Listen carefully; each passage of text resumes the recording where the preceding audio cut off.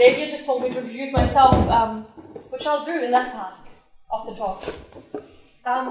So, who has heard of D3? Just so I know that I can. Who has used D3? Alright, cool.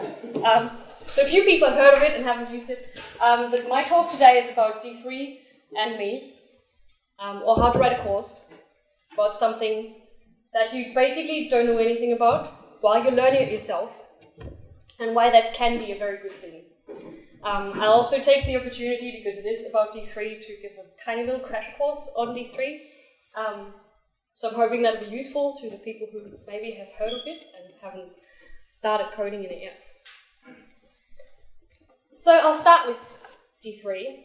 D3 is a, hope that works. D3 is a, it's a library that is built upon a language called JavaScript. And it allows you to create a whole bunch of beautiful data visualizations.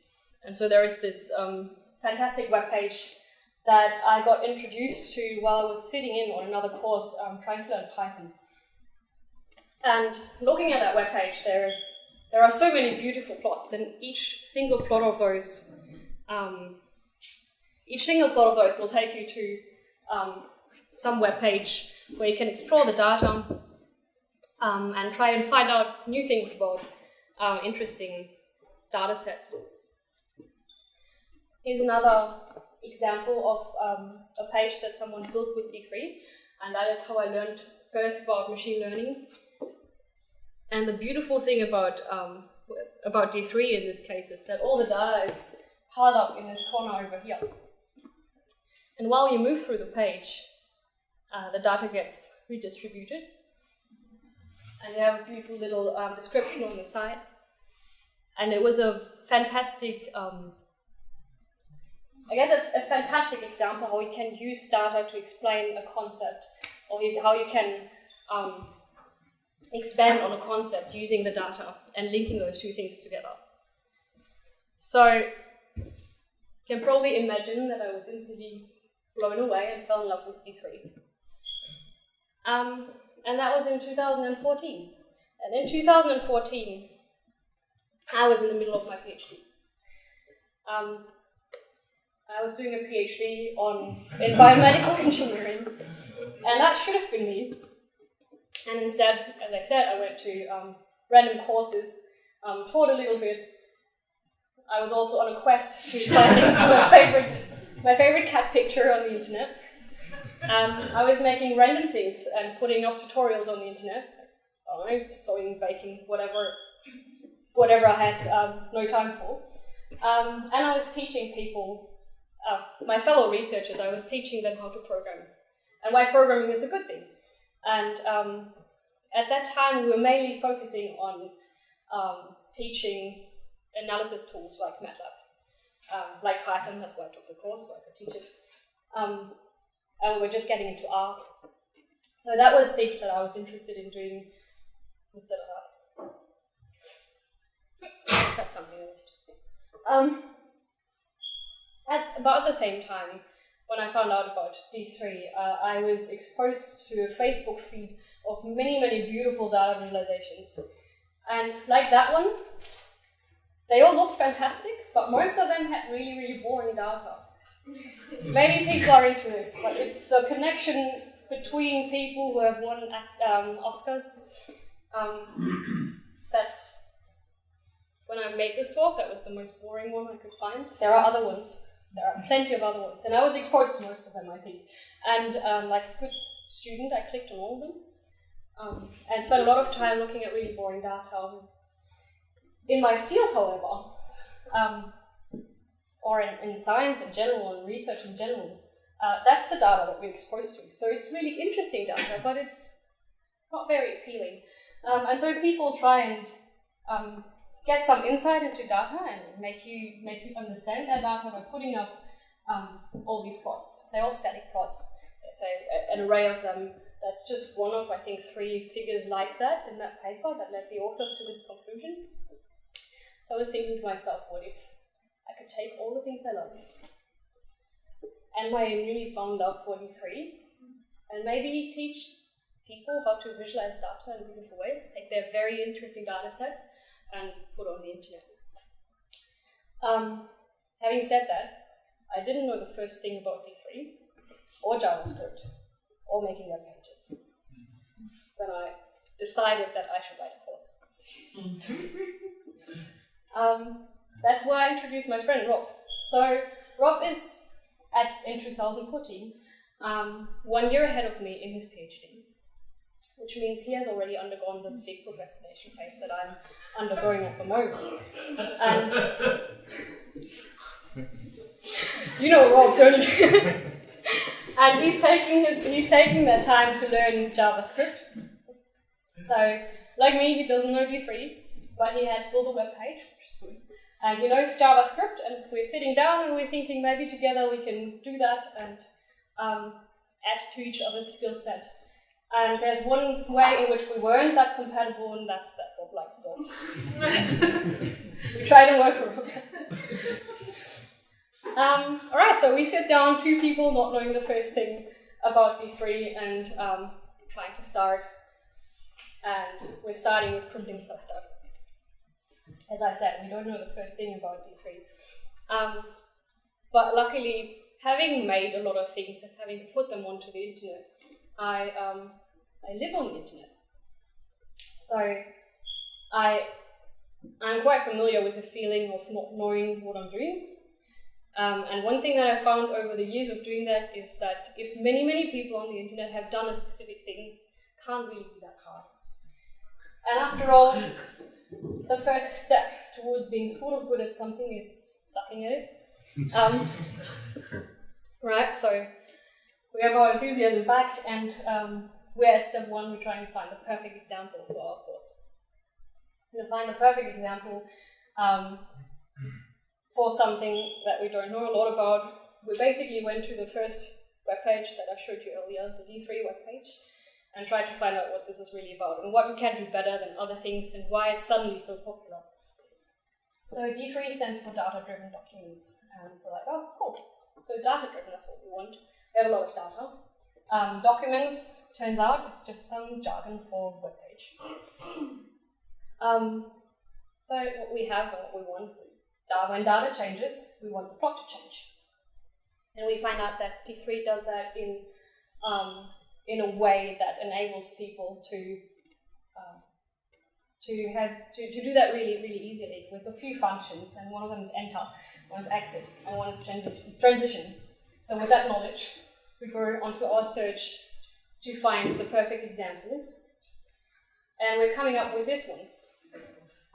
It's a data set that some people might be familiar with because it's relatively popular and well known. We've got life expectancy of people living in different countries on the y-axis, and the income per capita on the x-axis. And each of those bubbles represents a specific country. The size of the bubbles represents the population of the country, and the color of the bubbles is different areas in the world. And so enter, exit, and transition turns out are all function for taking data out of the workspace or putting it into the workspace, or watching if data changes or not. And so with an example like that, we can do all those things. We can take all the data out of the page, which is nice. We can put it back in, and we can transition. So beautiful. That specific data set turns out is also good to expand on. And there are things that we might want to do, like hovering over different countries and showing what country we're in, or changing some properties of those bubbles, or in the end, maybe even having a second plot on the side to give us some detail about what we are dealing with. So that's a good example. And so we take that and we're trying to create an outline. And we're doing that while I'm learning all the things, especially the first bit, which is how to make a web page, how to program in JavaScript. And that's the step that I'm going to take as excuse to do a little crash course on this thing and web programming in the first place. So through the courses that I programmed, there's a few things that I find really important in order to convey information and to keep people engaged in the course. And one is that instant visual, in our case visual, that instant gratification that you get when you start programming something. So the first thing we did was put a cat on the internet, because there aren't enough cats on the internet. And we're attaching buttons to that cat picture. This is a little bit of HTML code, and that's the code that's responsible for putting this button on the page. If I click the button now, nothing happens. And that's because we don't really have any JavaScript code yet, so nothing interactive happens. All we did at this stage is putting something on the page, which is nice, but not really what we want in the long run. But we can attach some JavaScript code to that. So we can attach a function to it. This is a function, this first line is a function that is taking this element out of the document, which we now know is the web page. So it's getting this element using the ID of the element, which is the feed button.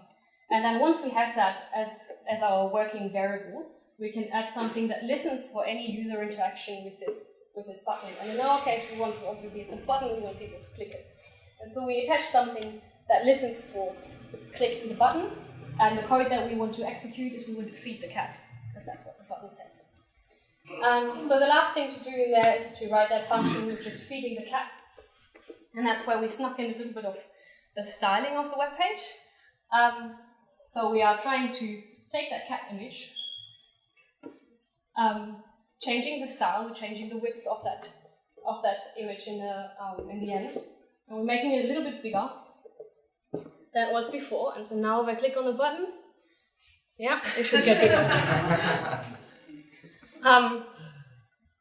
And so, just like that, just like that, my slideshow breaks. There we go. So just having a simple example like that, that's kind of gratifying. We introduced some HTML, some JavaScript, and some CSS, which is styling the web page in a way that we want to. So making content appear, making it interactive, and styling it. And we do that in the first few hours of our course. The second thing that I think is really important is giving people time to play. And so one of the things that we ask our participants to do, I hope that's somewhat readable, is to use so-called vector graphics to make some art. So let them come up with something on their own that uses circles, rectangles, polygons, like a robot, or cat. And then we take those things and put them online. And that's what one of our participants came up with. And it's a great example because looking at the code, we can see, ultimately, we know we want this bubble plot, right? So we can see we're making some circles, or this person's making some circles, and attaching some attributes to that circle.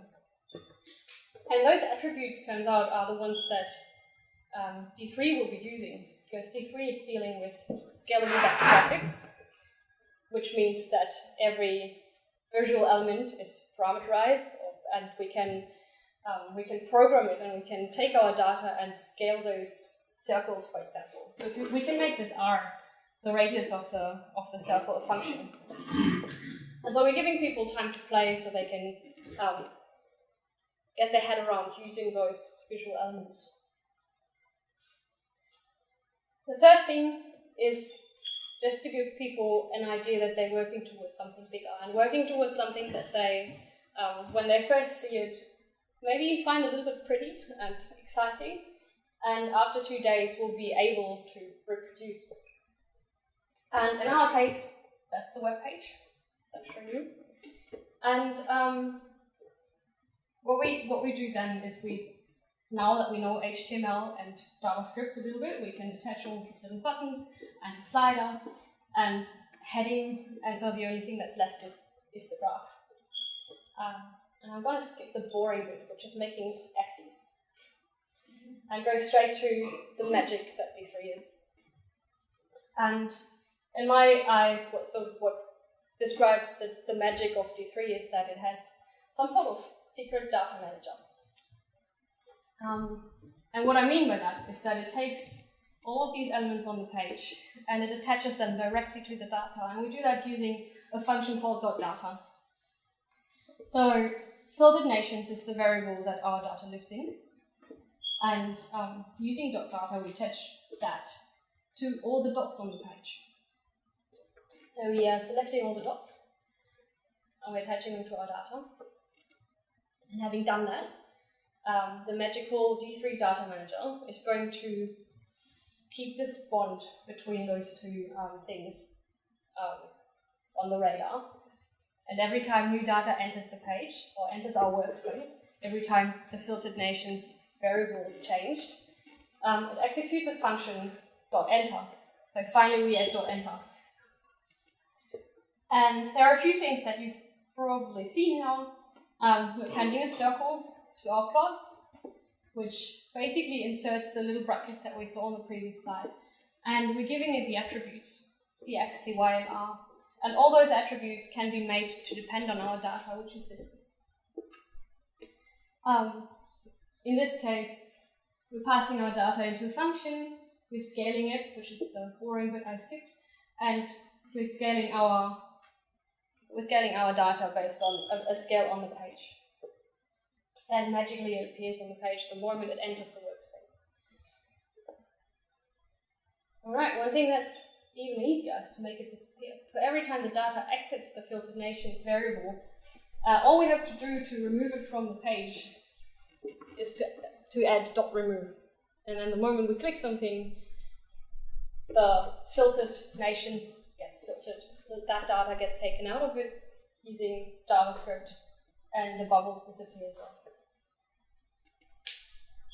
And the beautiful part, the transitions. The beautiful part in the transitions is done using the .transition function, and it's doing, again, something that you're familiar with now, which is changing the attributes of CX and CY, and also changing the radius. And we can set a duration that we want this, how long we want this transition to take. And we can also set whether we want it to be a linear transition or whether we want to be some sort of cubic transition, or we can even make it bounce, which looks horrendous. Okay, now that is, so we've basically written our code, written our course. Step 3, and that's the step that's, I guess, close to my heart, is to document while we're learning it, or while I was learning it, and why I think that's important. So we probably, or some of us are familiar with documenting code while we're writing it, and that's to remind our future self about what we thought while we were writing that. Not just our future self, but also other people. I think what a lot of people don't is document the learning process. And I think that can be really, really useful, because the moment that that you stumble, it's very likely that someone else will stumble too. And then the steps that helped you to untangle whatever was messed up in your head, that's good to point them out and to show them to people as well. And so that's one example of where that happened. That's a Friday morning, 12:40 a.m.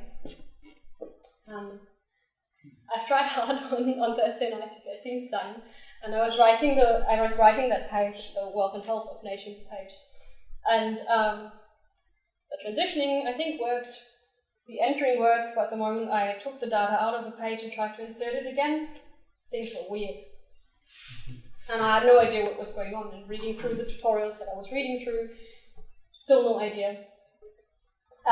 Turns out our .data that I introduced earlier, that's much better if it has a key function. And that's the key function down here. So this is all the same until the filtered nations. I had a bracket there, and that's the bit that fixed it. What this bit does, got written down. What this bit does is it takes a unique ID, or it takes a unique property of the data. It extracts that as an ID and gives that to the elements of the page to really make that bond explicit, that bubble about China is actually the data of China. And it turns out if you don't use that and you take things out of the page and you put them back into the page, D3 makes up some random index and just bases that on what's the last thing that got inserted into the page. Basically guesses which ones you want to take out. That's the same day as 23 hours later. I'm sitting in a pub and people around me are drinking, so that's Friday night. And I finally find that little bit of code and that little bit of tutorial that I need to figure this out, and it suddenly works. And the point that I want to make is that had I not written things down as I was learning them, this might have been a really obvious step for me. It now is. It might have been a really obvious step for me that I could have easily forgotten, like most of the tutorials that I found online, that either focus on something really, really simple, where you don't need that key function, or are way ahead and just assume that you know what you're doing. It got taught at CERN before we could even run our first course, which is fantastic for someone who's doing, I don't know, any sort of science. That's amazing. And so someone taught it at CERN, and they gave us feedback.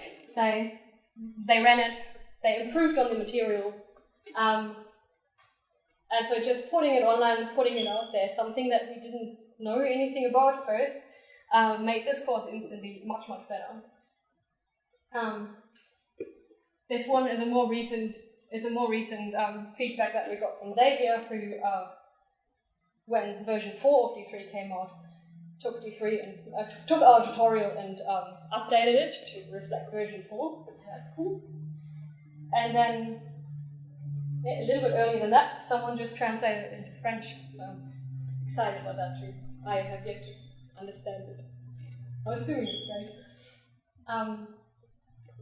But what's even more important to me and closer to my heart is that some people who came to our course started making things.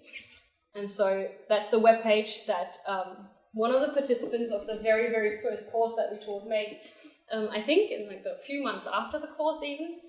And so in here, she's put explanations of papers that they're publishing online. And she's linked those papers to data, which is good. And those plots are in D3.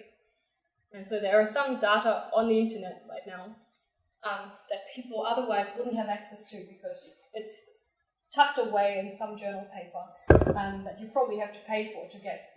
And what this is showing it's showing seizures, epileptic seizures. And I can now, that's not scaling well, but I can now explore that. And I can change the axes, and I can color things by type or color them by the time of the day. And so people who normally wouldn't have any exposure to that sort of data can take that data and play with it and learn things. I think that's fantastic. I'm almost done. One other thing to show that D3 is really versatile, that's a tool that is basically reverse data visualization. Go to some embarrassing folder. And so, let me just find some actual data. There we go. So I made that, I think, a weekend ago. Because I was really frustrating that I had to sit down with really old data and like trace things with a ruler and then note down the values for that data. And so using D3, I made a little web page where I can set my range of the data on the page using those scales, change the values to whatever they are, and can start tracing that data. And then exporting it to a JSON, read it in again. If I do that with enough data, I will have beautiful data that I can visualize. So I'm excited about that. On the internet. I also eventually did manage to finish my PhD despite all that. I'm still continuing to teach courses.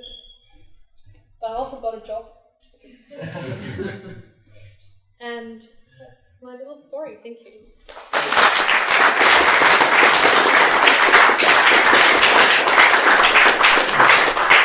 So, any questions for Isabell?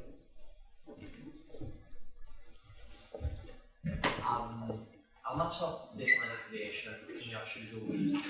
Sorry, how much of? Data manipulation, so like... Data manipulation? Yes. So before. So I don't use D3 for manipulating data, but just JavaScript. And that apparently has its limits, like it can't represent integers, just natural numbers, or not very well. And it's not made for data manipulation. So it creates like a specific form that you have to give it, and then you can form this. Say again, sorry? I have a specific format that I need to give it. Yeah.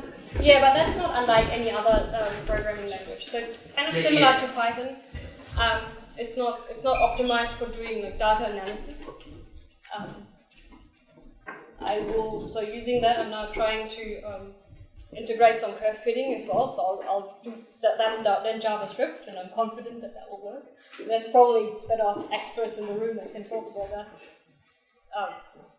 So my answer would be to a certain degree. That's great. D3 itself, no. That's just putting things visually on the page. Yes? So how does it, you take the data, and put it into the software, how does it analyse the data to bring up the relevance between the various components of it? Do you mean... Like linear curve, or clusters, or anything like that, or you do that in your actual program? The program, or do you do it in your program? Do you mean in like here? To get to that, yeah. For this one? Yeah. Does the program generate that output in a form that you can just go straight into there, or do you have to analyse its calculations and then put it up there? So the data I'm using here is pre-processed. So someone has collected all that data and put it in a beautiful format that I can just take and represent. Things that you can do though, so compute the average of things and have another data point display that.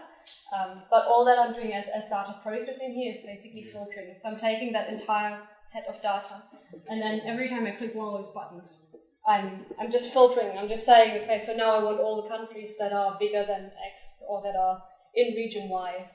And so that's all the data processing for this example that's happening on the web page in the front end. So if you had big data like 100,000 lines, That's probably will about... that do that, or is it got to be done before it's fed into the The processing would probably be done before it's fed into it. Yeah. You can do certain things on the fly. But it will affect how quickly the page loads as well.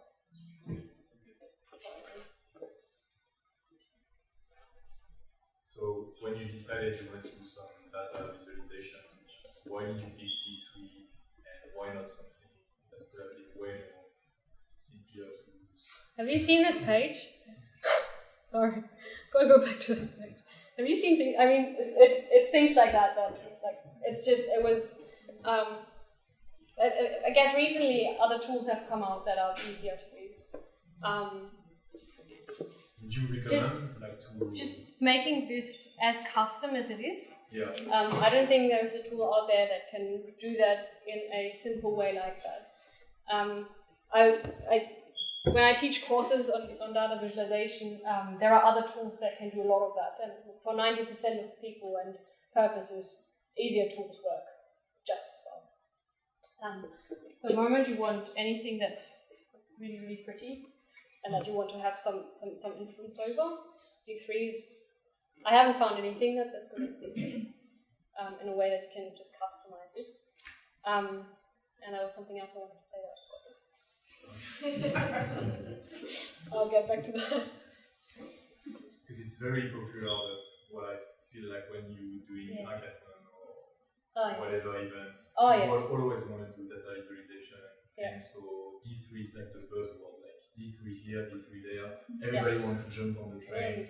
But then you realize that in 48 hours, you will spend like half of your time just learning the basics. And it's, so that's just like if people here want to start That course takes about 10 hours. Yeah. But yeah, no, you're absolutely right.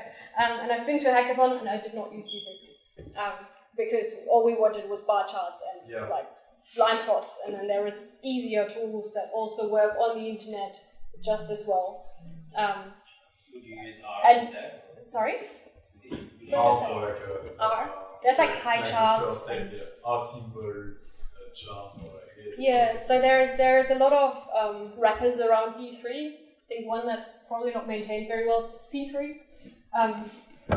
There are also high charts and more commercial ones that are used by newspapers quite a bit, I think. And they can do the interactive bits, but they can't make, you can't really configure where you want things to be in what way. They have a certain set of charts that they allow. That certainly isn't one of them. So it's really about fit for purpose.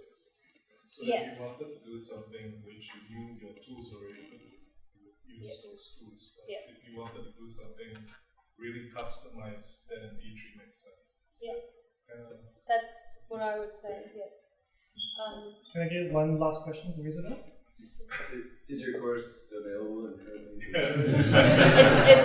So it's online and free. So if you just want to read through it, it's written in my voice. So if you want to, you can just read it out loud and go through all of it. I don't have a course scheduled at the moment, but I might soon. Is there a link to it on the meetup page? I can to the course itself, to the material. Also post it on itself. Facebook for Henry as well. Yeah, sure. Yeah, we can put links everywhere.